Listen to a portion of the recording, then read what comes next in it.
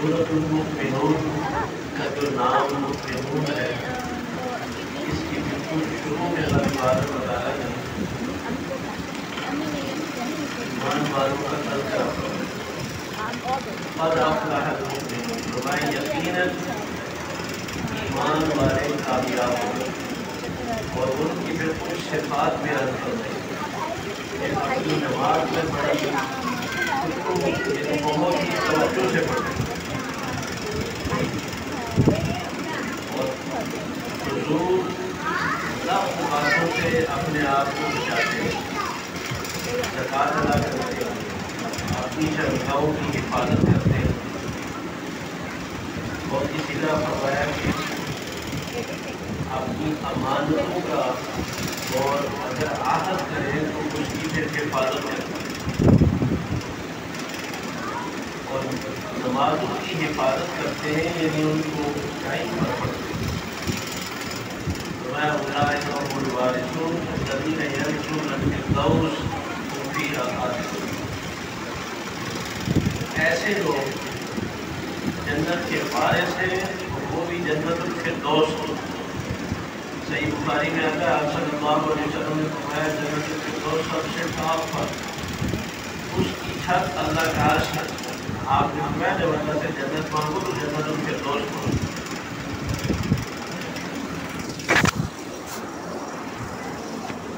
پھر اللہ تبارک و تعالیٰ نے انسان کی تخلیق کا ذکر فرمایا اور اس کے کئی مرحلے بیان فرمائے کہ ہم انسان کو پیدا کرتے ہیں کئی مرحلوں میں۔ 40 دن تک ماں کے رحم میں انسان پانی کے قطرے کی شکل میں رہتا ہے، 40 دن کے بعد یہ خون بن جاتا ہے، پھر 40 دن کے بعد یہ بوٹی بن جاتی ہے۔ فرمایا اگر ہم ہڈی بناتے ہیں اور ہڈی کے اوپر مکمل گوشت چڑھاتے ہیں، 4 مہینے میں انسانی شکل مکمل ہو جاتی ہے، اور پھر اس کے بعد اس میں روح پھونکی جاتی ہے۔ 5 مہینے انسان ماں کے پیٹ میں سانس لیتا ہے، زندہ رہتا ہے۔ اللہ تبارک و تعالیٰ 5 مہینے اس کو لگاتار خوراک مہیا فرماتے ہیں۔ ماں باپ سے بھی زیادہ شفقت اور محبت اللہ کی ذات میں پائی جاتی ہے۔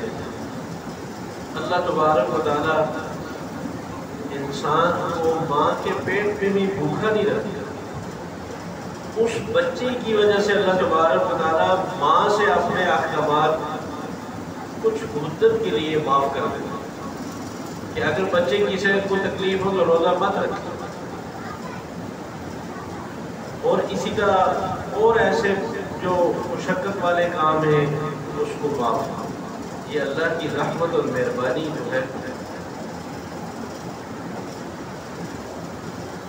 فرمایا کہ فتبارک اللہ احسن الخالقین، اللہ بہت بابرکت ذات ہے اور کائنات میں سب سے خوبصورت بنانے والے ہیں۔ ایسی تصویریں کائنات میں نہ کوئی بنا سکتا ہے نہ کسی کے بس میں۔ آدم علیہ السلام سے لے کر ابھی تک اور ابھی سے لے کر قیامت تک کسی انسان کی شکل ایک جیسی نہیں ہے، اور کسی کی یہ فنگر پرنٹ ایک نہیں ہے۔ تو اللہ تبارک و تعالیٰ سورہ زمر میں فرماتے ہیں کمال ہے اس رب کا جو 3 ہتھیروں میں انسان کی تصویر بناتا ہے، اور وہ بھی پانی پر، اور ایسی تصویر کہ جو دوسرے سے مختلف ہے، اس کی جسم کے نشانات بھی مختلف ہیں۔ سبحان اللہ، اتنی یاداشت، اتنا علم کائنات میں کسی کا نہیں۔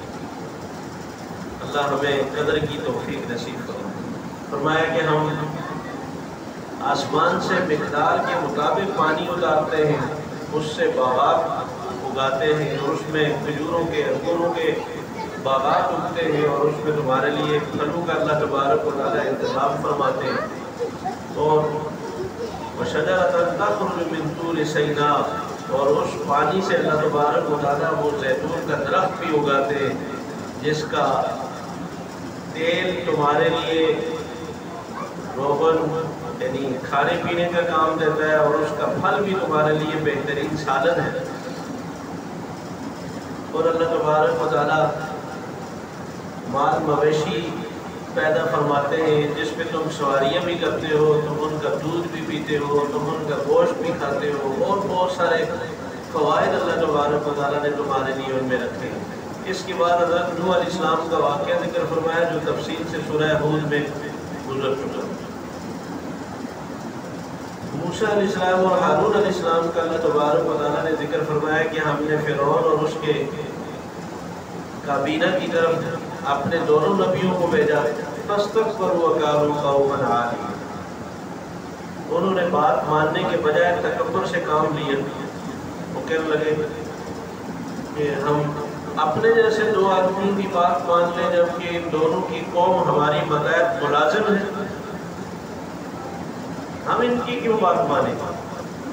فَكَذَّبُوهُمَا فَكَانُوا مِنَ الْمُهْلَكِينَ۔ اللہ نے بہت مختصر پورے اس واقعے کو دو لفظوں میں ذکر فرمایا کہ انہوں نے نبیوں کو جھٹلایا، ہم نے ان سب کو ختم کر کے رکھا۔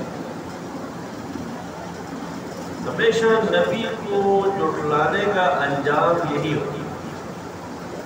اس امت کو یہ بات سنائی کہ اپنے نبی کے فرامین کی قدر کرو، اگر تم نے جھٹلایا تو پھر انجام دیکھ لو پچھلی کو۔ فرمایا کہ یا ایھا الرسول کلوا من الطیبات واعملوا صالحا۔ اس آیت میں اللہ تبارک و تعالیٰ نے تمام انبیاء علیہ السلام کی خوراک کا ذکر فرمایا کہ ہم نے سارے رسولوں سے کہا پاکیزہ خوراک کھاؤ اور نیک اعمال کرو۔ مفسرین نے لکھا ہے نیک اعمال کا بڑا گہرا تعلق ہے خوراک سے۔ اللہ تبارک و تعالیٰ نے انبیاء کی خوراک کا ذکر فرمایا اور پھر نیک اعمال کا ذکر فرمایا۔ جس کی خوراک پاکیزہ ہوگی اس کے اعمال بھی اچھے ہوں گے۔ اگر خدا نہ خواستہ خوراک ٹھیک نہیں ہے تو پھر جسم سے نکلنے والے اعمال بھی بگڑے ہوتے ہیں۔ آپ صلی اللہ علیہ وسلم نے فرمایا جس جسم کو خوراک حرام دی جائے وہ جہنم میں جائے۔ کہیں ایسا نہ ہو بچوں کے ساتھ محبت اور شفقت اور پیار اور دنیا کی راحت اور آرام کو چاہنے کے لیے ہم ان کے پیٹوں میں جہنم کی آگ ڈالتے ہیں۔ حرام صرف وہ نہیں جو دوسرے سے چھینا جائے، حرام وہ بھی ہے جو ملاوٹ کر کے حاصل کیا جائے، حرام وہ بھی ہے جو دھوکہ دے کر حاصل کیا جائے، حرام وہ بھی ہے جو میراث میں ظلم کر کے حصہ اپنا زیادہ رکھ لیا جائے، حرام وہ بھی ہے جو سودی کاروبار سے حاصل کیا جائے۔ ایسی خوراک اولاد کو دینا یہ کوئی شفقت محبت پیار نہیں۔ فقیر چھوڑ کے دنیا میں چلے جانا یہ اللہ کی قسم اس سے بہتر ہے کہ ان کے لیے حرام جائیداد بنائی جائے۔ جس رب نے مخلوق کو پیدا کیا ہے وہ اگر مچھلیوں کو، پرندوں کو، درندوں کو پال سکتا ہے تو انسان کی اولاد کو پالنا تو یہ تو ساری کائنات میں سب سے اعلیٰ مخلوق ہے، کبھی بھی بھوکا نہیں چھوڑے گا۔ اس کا دعویٰ ہے نحن نرزقکم وإیاہم، انہیں بھی ہم کھلاتے ہیں تمہیں بھی ہم کھلاتے ہیں۔ ہم پابند ہیں صرف حلال کمانے کے، حلال کھلانے کے، اصل ذمہ داری تو اللہ کی ذات ہے۔ اللہ ہمیں یقین نصیب فرمائے۔ فرمایا کہ وَإِنَّ الَّذِينَ لَا يُؤْمِنُونَ بِالْآخِرَةِ عَنِ الصِّرَاطِ لَنَاكِبُونَ، جو لوگ اللہ کی ذات پر ایمان نہیں رکھتے وہ سیدھے راستے سے منہ موڑتے، حالانکہ سیدھا راستہ ان کو بتانا یہ ان پر احسان ہے تاکہ ان کی دنیا بھی ٹھیک ہو اور آخرت بھی ٹھیک ہو۔ اب اللہ تبارک و تعالیٰ کی شفقت دیکھیں، فرمایا ہم ان کو سیدھے راستے پہ لانے کے لیے وَلَوْ رَحِمْنَاهُمْ وَكَشَفْنَا مَا بِهِمْ مِنْ ضِرٍّ، ہم ان پہ رحم فرماتے اور ان کی تکلیفیں بیماریاں دور کر کے ان کو راحت پہنچاتے ہیں تاکہ یہ اللہ کے شکر گزار بنے اور سیدھے راستے پر آئے۔ بل لجوا فی طغیانہم، بلکہ فرمایا کہ وہ سیدھے راستے پر آنے کے بجائے سرکشی پہ اور ڈٹ جاتے ہیں۔ اور فرمایا کہ اس کے بعد فَأَخَذْنَاهُمْ بِالْبَأْسَاءِ، ہم ان کو پھر تکلیف میں ڈالتے ہیں تاکہ اب تکلیف میں آ کر گڑ گڑائیں۔ فَمَسْتَكَانُوا لِرَبِّهِمْ وَمَا يَتَضَرَّعُونَ، لیکن تکلیف میں بھی آ کر نہ وہ ہمارے سامنے جھکتے ہیں نہ گڑ گڑا کر معافی مانگتے۔ فَأَخَذْنَاهُمْ بِالْعَذَابِ فَإِذَا هُمْ مُبْلِسُونَ، فرمایا کہ پھر ہم ان کو عذاب میں پکڑتے ہیں پھر وہ مایوس ہو جاتے ہیں۔ اہل مکہ پر اللہ تبارک و تعالیٰ نے قحط مدت مسلط فرما دیا تاکہ یہ ہمارے نبی کی بات مانے۔ ابو سفیان نمائندہ بن کر کے مدینہ طیبہ میں مسلمان نہیں ہوئے تھے، کہنے لگے آپ صلی اللہ علیہ وسلم سے آپ کی قوم مردار کھانے پہ مجبور ہو گئی قحط سالی کی وجہ سے، تو اللہ کا واسطہ دے کر ہم آپ سے کہتے ہیں کہ آپ اپنے رب سے دعا کریں کہ وہ بارش برسائے۔ ایمان لانے کے لیے تیار تھی کہ بیت اللہ میں جا کر ہم اپنے رب کے سامنے جھک کر اس سے معافی مانگیں۔ پھر اللہ تبارک و تعالیٰ نے انہی سرداروں کو مختلف میدانی جگہوں میں ایسے ذلت کے ساتھ موت دی لیکن معافی مانگنے کے لیے تیار تھے۔ فرمایا کہ قُلْ لِمَنِ الْأَرْضُ وَمَنْ فِيهَا إِن كُنتُمْ تَعْلَمُونَ، بتاؤ یہ زمین میں جتنا کچھ ہے یہ ساری مخلوقات یہ کس کی؟ تو مشرکین بھی کہتے ہیں یہ اللہ کی۔ فرمایا فَلَا تَذَكَّرُونَ، جب یہ سب کچھ اللہ کا ہے تو پھر نصیحت کیوں نہیں پکڑتے؟ اور فرمایا کہ یہ پوچھو ان سے قُلْ مَن رَبُّ السَّمَاوَاتِ وَالْأَرْضِ وَرَبُّ الْعَرْشِ الْعَظِيمِ، یہ آسمان و زمین کا اور عرش عظیم کا رب کون ہے؟ تو یہ مشرکین بھی جواب میں آپ کو بولیں گے کہ اللہ۔ افلا تتقون، تو پھر ان سے کہو کہ ڈرتے کیوں نہیں ہو اللہ سے؟ تیسرا سوال کیا کہ قُلْ مَن بِيَدِهِ مَلَكُوتُ كُلِّ شَيْءٍ وَهُوَ يُجِيرُ وَلَا يُجَارُ عَلَيْهِ، یہ بتاؤ ساری کائنات کی بادشاہت اور اختیارات کس کے قبضے میں؟ وہ جس کو چاہے پناہ دے، اس کے مقابلے میں کوئی کسی کو پناہ نہیں دے سکتا، کون ہے ایسا؟ تو مشرکین کہیں گے سیقولون للہ، یہ بھی اللہ کی ذات ہے کہ ساری کائنات کے اختیارات اسی کے پاس ہیں، وہ چاہے بارش برسائے چاہے نہ برسائے، چاہے زندہ رکھے چاہے موت دے دے، چاہے بیمار کر دے چاہے صحت دے، سارے فیصلے اس کے قبضے میں۔ تو فرمایا کوئی فائدہ تسخرون، پھر تم پھر کہاں سے جادو کیا جا رہا ہے، پھر بات مانتے کیوں نہیں؟ پھر اللہ تبارک و تعالیٰ نے فرمایا مَتَّخَذَ اللَّهُ مِن وَلَدٍ وَمَا كَانَ مَعَهُ مِنْ إِلَٰهٍ إِذًا لَذَهَبَ كُلُّ إِلَٰهٍ بِمَا خَلَقَ۔ دیکھو اللہ نے اگر اپنی کوئی اولاد بنائی ہوتی، کیونکہ مشرکین کا عقیدہ تھا کہ فرشتے اللہ کی بیٹی ہیں، جیسے عیسائیوں نے کہا عیسیٰ علیہ السلام اللہ کے بیٹے ہیں، یہودیوں نے کہا عزیر علیہ السلام اللہ کے بیٹے ہیں، مشرکین نے کہا فرشتے اللہ کی بیٹی ہیں۔ بیٹیوں کا مطلب یہ تھا کہ جس طرح کے ماں باپ بیٹیوں کی بات مان لیتے ہیں، اللہ بھی فرشتوں کی بات بس مان لیتے ہیں، اللہ کو فرشتے مجبور کر دیتے ہیں۔ اللہ نے فرمایا کہ ایسا نہیں ہے۔ بعض جگہ فرمایا کم من ملک فی السماوات لا تغنی شفاعتهم، بہت فرشتے ہیں آسمانوں میں لیکن مجال ہے کسی کو کہ اللہ کی مرضی کے خلاف کسی کی شفاعت کر سکے؟ فرشتوں کو بھی اللہ کے سامنے بولنے کی ہمت نہیں ہوئی۔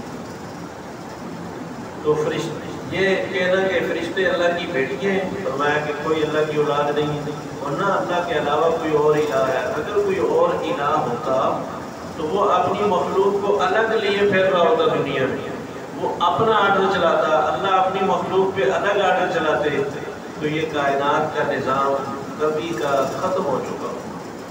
اس لیے اللہ خالق کل شیء وهو علی کل شیء وکیل، اللہ خود فرماتے ہیں کائنات کا ذرہ ذرہ اس رب نے بنایا ہے اور وہی اس پوری کائنات کے نظام کو اکیلا چلاتے ہیں، اس کے ساتھ اس نہ بنانے میں کوئی شریک نہ اس کائنات کو چلانے میں کوئی شریک۔ اللہ ہمیں کامل یقین نصیب فرمائے۔ فرمایا کہ قیامت کے دن جب سور پھونکا جائے گا، قیامت قائم ہو جائے گی، 40 سال کے بعد پھر دوبارہ سور پھونکا جائے گا، پھر سارے زندہ ہو جائیں گے، پھر اللہ تبارک و تعالیٰ اعمال تولیں گے، جس کے نیک اعمال وزنی نکلے وہ کامیاب ہے، جس کے نیک اعمال کم نکلے وہ ناکام۔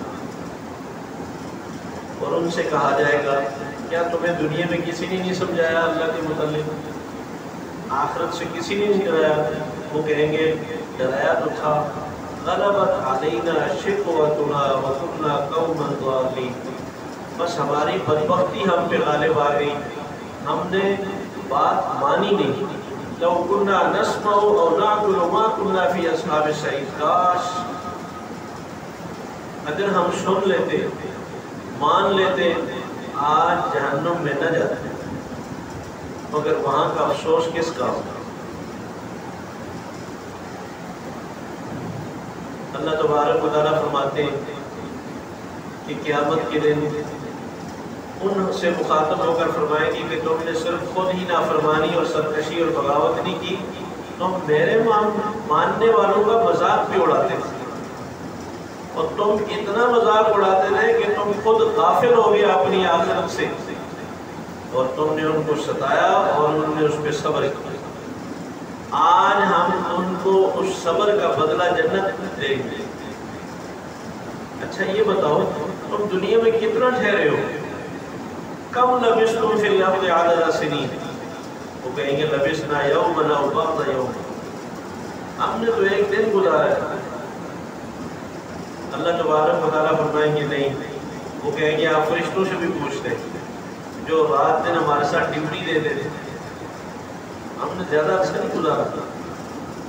अल्लाह तबारक व तआला फरमाएंगे बस इसमें कोई शक नहीं, तुम थोड़ा ठहरे हो आखिरत के मुकाबले में, लेकिन काश ये बात तुम्हें दुनिया में समझ आती कि हमने दुनिया में थोड़ा रहना है।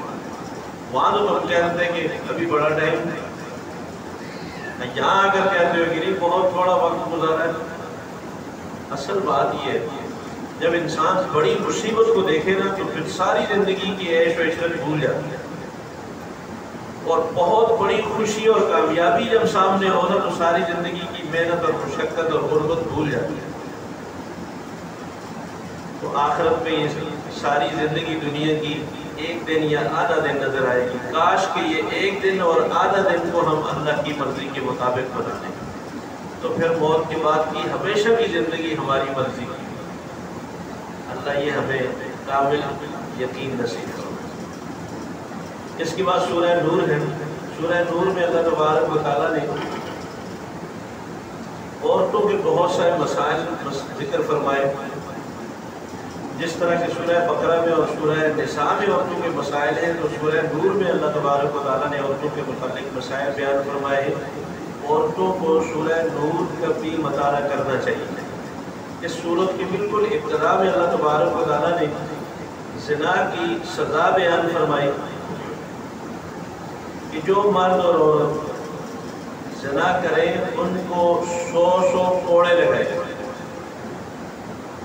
और फरमाया कि ये बंद कमरे में नहीं, खुले मैदान में और लोगों के सामने, ताकि लोगों को इबरत हासिल हो।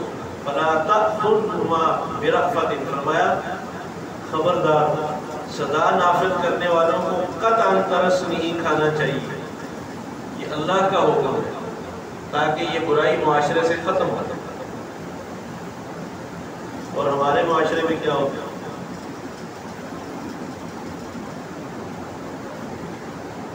सूरह नूर में अल्लाह तबारक व तआला फरमाते हैं इन्नल्लज़ीना युहिब्बूना अन तशियअल फ़ाहिशतु फ़िल्लज़ीना आमनू लहुम, जो लोग दुनिया में बेहयाई फैलाते हैं ये इसको पसंद करते हैं, फैलाते नहीं भी मगर पसंद करते हैं। फरमाया दुनिया और आखिरत में अल्लाह तबारक व तआला उनको सजा देगा।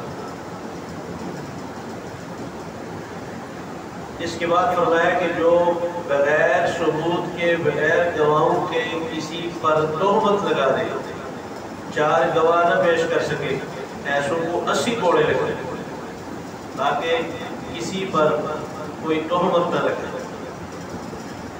और फरमाया कि ऐसे झूठों की कभी गवाही भी न सुने। और वो लोग बाद दफा मियाँ बीवी को आपस में एक दूसरे पर शक पड़ जाते हैं।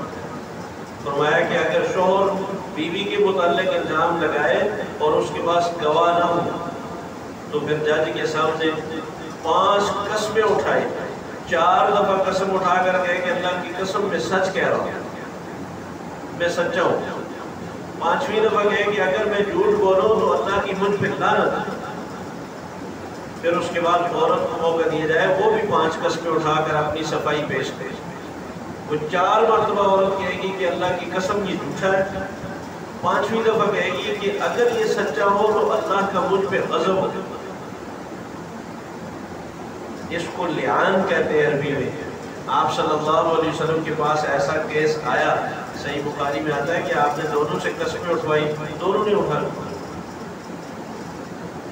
آپ صلی اللہ علیہ وسلم نے فرمایا اب میرے پاس اور اختیار میں اتنے ہی نہیں. اس کے بعد آپ نے دونوں میں علیحدگی کر دی اور آپ نے فرمایا کہ آپ بچے کی پیدائش میں دیکھیں کہ یہ اپنے باپ کی ہم شکل ہے، یہ جس کے خلاف الزام ہے یہ اس کا ہم شکل ہے. اور جب وہ بچہ پیدا ہوا تو وہ جس کا الزام تھا وہ اس کا ہم شکل تھا. آپ صلی اللہ علیہ وسلم نے فرمایا اللہ نے ہمیں اس سے بڑھ کر سزا دینے کی کوئی اجازت نہیں. بس ہم اتنا ہی کر سکتے ہیں جتنا اللہ کی طرف سے حکم ہے. ہم نے قسمیں اٹھوا دی، علیحدگی کر دی، بس اب یہ جانے اور ان کا رب جانے، آخرت میں اللہ ہی سزا دے. پھر اللہ تبارک و تعالیٰ نے اس سورہ نور میں حضرت ام عائشہ صدیقہ رضی اللہ تعالیٰ عنہ پر جب تہمت لگی تھی 11 آیتیں ام عائشہ صدیقہ رضی اللہ تعالیٰ عنہ کی صفائی میں بیان فرمائی. جب تہمت لگی تو رسول اکرم صلی اللہ علیہ وسلم بھی بڑے پریشان کہ حقیقت کیا ہے. صحابہ سے مشورہ کیا تو حضرت علی رضی اللہ تعالیٰ عنہ نے آپ کے غم اور آپ کی پریشانی کو دیکھ کر کہا کہ یا رسول اللہ آپ کیوں پریشان ہوتے ہیں، آپ اور شادی کر لیں، اللہ تبارک و تعالیٰ نے آپ کو اجازت دی ہے. حضرت عمر سے پوچھا ابو بکر صدیق کیا مشورہ دیتے، والد کیا کہہ سکتے، وہ تو اس مشورے میں تھے ہی نہیں. حضرت عمر سے پوچھا، حضرت عمر نے کہا یا رسول اللہ میرا ایک سوال ہے کہ حضرت عائشہ صدیقہ رضی اللہ تعالیٰ عنہ سے نکاح کا مشورہ آپ کو کس نے دیا. کیا سوال تھا. آپ صلی اللہ علیہ وسلم نے اشارہ کیا کہ اللہ نے. صحیح بخاری میں آتا ہے ام عائشہ صدیقہ رضی اللہ تعالیٰ عنہ کو ایک دفعہ آپ صلی اللہ علیہ وسلم نے فرمایا عائشہ 2 دفعہ جبرائیل میرے پاس آئے، محمل کا کپڑا ایسے کھولا اس میں تمہاری تصویر تھی اور مجھے انہوں نے کہا کہ یہ آپ کے نکاح میں آئے ہیں. حضرت عمر نے کہا کہ یا رسول اللہ اگر اللہ نے مشورہ دیا تھا نا تو پھر اللہ کے حکم کا انتظار کریں. آپ کو بھی بڑی تسلی ہوئی. یہ 1 مہینہ گزر چکا تھا. آپ صلی اللہ علیہ وسلم یہاں سے اٹھے، ابو بکر صدیق رضی اللہ تعالیٰ عنہ کے گھر پہنچے تو ام عائشہ صدیقہ رضی اللہ تعالیٰ عنہ کی والدہ سے پوچھا کہ عائشہ کہاں ہے. کہا وہ تو جب سے آئی ہے تو کونے میں پڑی ہے، رو رہی ہے، وہ بس اس نے نہ نیند نہ کھانا کچھ نہیں. آپ گئے اور قریب جا کر بیٹھے. آپ نے کہا عائشہ اگر تم سے گناہ ہوا ہے اللہ غفور رحیم ہے، تم اللہ سے معافی مانگ لو، میں بھی تمہارے لیے اللہ سے معافی مانگوں گا. ام عائشہ صدیقہ رضی اللہ تعالیٰ عنہ کہتی ہیں یہ الفاظ سن کر میرے آنسو تھم گئے. میں نے کہا یا رسول اللہ اگر میں کہوں کہ مجھ سے غلطی ہے تو آپ کو یقین آ جائے گا، اور اگر میں کہوں کہ مجھ سے کوئی غلطی نہیں تو آپ کو یقین نہیں آئے گا. میں اس موقع پر وہی الفاظ دہراؤں گی جو یوسف علیہ السلام کے والد یعقوب علیہ السلام نے دہرائے تھے فصبر جمیل واللہ المستعان علی ما تصفون. انبیاء کے منہ سے نکلے ہوئے الفاظ بھی کیا موتی ہوتی ہے. فصبر جمیل، صبر ہی اچھا ہے. میں اس موقع پر اپنے رب سے مدد مانگوں گا، اپنے رب سے مدد مانگوں گا. کہتی ہے کہ میرے یہ الفاظ کہنے تھے رسول اکرم صلی اللہ علیہ وسلم پر وہ کیفیت طاری ہو گئی جو وحی کے دوران ہوا کرتی تھی. سخت سردی میں بھی آپ کی پیشانی سے پسینے کے قطرے ٹپکنے لگ جاتے. کہتی ہیں تھوڑی دیر کے بعد آپ کا چہرہ کھل گیا اور آپ کے ہونٹوں پہ مسکراہٹ طاری ہو گئی. 1 مہینے سے آپ بہت پریشان تھے. آپ نے فرمایا عائشہ مبارک ہو اللہ نے تمہاری صفائی پیش کی. بات یہ ہے غیب جاننے والی ذات صرف اللہ کی. اگر رسول اکرم صلی اللہ علیہ وسلم کو حقیقت کا علم ہوتا نہ خود پریشان ہوتے، نہ ابو بکر صدیق کو پریشان ہونے دیتے، اور نہ اپنی بیوی اما عائشہ کو پریشان ہونے دیتے، اور نہ یہ فرماتے کہ عائشہ تم اپنے گناہ پہ معافی مانگ لو، میں بھی تمہارے لیے معافی مانگ لوں۔ جب آپ کے سامنے اللہ نے حقیقت کھولی، غیب کی خبر دی، تو آپ صلی اللہ علیہ وسلم کو کامل یقین آ گیا، اور پھر اللہ تبارک و تعالیٰ نے جو جھڑکا لوگوں کو، مسلمانوں کو فرمایا کہ تم نے یہ خبر سنتی کیوں نہیں ایسا کہا کہ یہ بہت بڑا بہتان ہو سکتا ہے، مسلمانوں میں یہ چیز نہیں ہو سکتی۔ اور خصوصاً رسول اکرم صلی اللہ علیہ وسلم کے گھر میں فرمایا کہ اگر اللہ کا فضل نہ ہوتا تو پھر اس تہمت پر کوئی عذاب آ جاتا۔ کیوں ایسی بات اڑائی، کیوں ایسی بات سنی اور اس پہ خاموش کیوں رہے مسلمان؟ فرمایا کہ جو ایمان والوں پہ تہمت لگاتے ہیں سخت دردناک سزائیں ہیں ان کے لیے۔ اور پھر خوبصورت الفاظ کہہ کر رسول اکرم صلی اللہ علیہ وسلم کو اللہ نے تسلی دی، فرمایا الخبیثات للخبیثین والخبیثون للخبیثات والطیبات للطیبین والطیبون للطیبات۔ دیکھیں، گندے مردوں کے لیے گندی عورتیں ہوتی ہیں، لیکن جو مرد خود پاکیزہ ہوں اللہ نے ان کے لیے پاکیزہ عورتیں رکھی ہیں۔ آپ کو اللہ نے انتہائی پاک اور صاف پوری امت کے لیے مثال اور نمونہ بنایا ہے۔ جیسے آپ کا دامن پاک و صاف ہے، ایسے ہی آپ کے نکاح میں آنے والی ساری عورتیں پاک و صاف۔ اور اللہ تبارک و تعالیٰ نے پھر آپ کو تسلی دیتے ہوئے فرمایا لا تحسبوه شرا لکم بل هو خیر لکم، اس تہمت کو اپنے لیے برا نہ سمجھیں، یہ بہتر ہے۔ اللہ کی حکمتیں دیکھیں، بہتری کیا تھی۔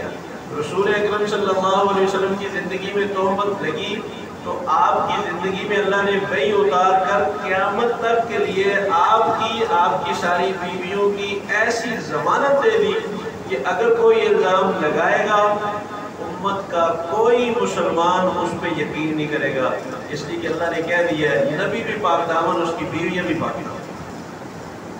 اگر رسول اکرم صلی اللہ علیہ وسلم کی زندگی میں تہمت نہ لگتی، یہ صفائی نہ اترتی، بعد میں الزامات لگتے تو میں اور آپ ہزار جواب بھی دیتے، کوئی یقین نہ کرتا۔